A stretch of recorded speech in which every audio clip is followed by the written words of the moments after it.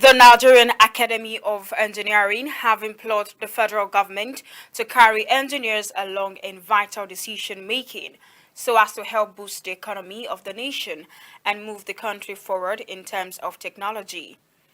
The statement was made at the 2021 annual lecture of the Nigerian Academy of Engineering with the theme Locating Engineering and Technology in Government Policy Framework for Growth and Development. Speaking to journalists at the event, the guest lecturer, Professor Ayodele Francis, stated the need for engineers to be included in policy decision-making. My summary to the government is that they've neglected engineers in the development of this country. When you look at the lecture I gave today, I started from China. China was one of the poorest countries in the 1980 with GDP per capita of $195. Today, China GDP per capita is at year 2020, it's 2000, rose to $11,062 per capita. Nigeria, $2,162. Yeah.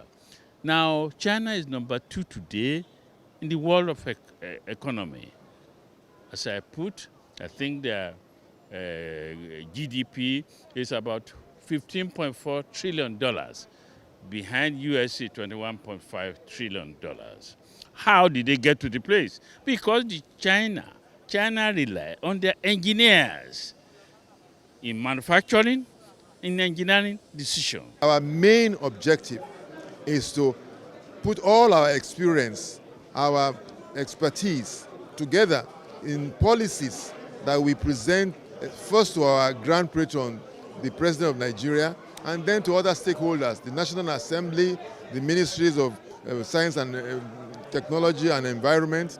So we work through all of this, and what we are hoping all the time is that when we present our opinions and our policy papers to them, they would come back to us for any involvement.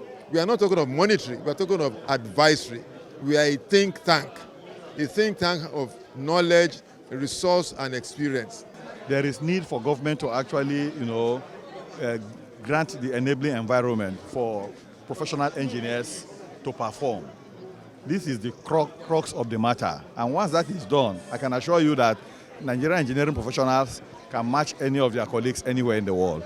As engineers with special reference to the chemical engineers, they are concerned about the optimal utilization of petroleum resources and conducive environment for investment in the sector. Some of the inductees and attendants have this to say. Engineering is about development. Development is engineering. And government must listen to, because if you look at what is happening now, we are sliding. Facilities are sliding, activities are sliding globally. Everything is sliding globally. But to every slide, there must be a Nigerian response. This team addresses the Nigerian response. This is an era of progressing, not an era of sliding. For the inductees, I want to tell them that they should put in their very best. They have people that they met in office, so they should ask them what and what they have in place to do so that they do it and follow up the same way. You agree with me? Engineering is very key to development. When you talk about the developed world, you are essentially talking about engineering. In any field of endeavor, until you bring engineering into it, you cannot be talking about development. The Academy of Engineers, however, believed that the response to the COVID-19 challenges has been reasonably successful. Nevertheless, it may have been still more effective and would have laid the foundation for enduring industrial and technology advancement in certain respects if there was a deliberate incorporation of engineering and technology in its policy thrusts.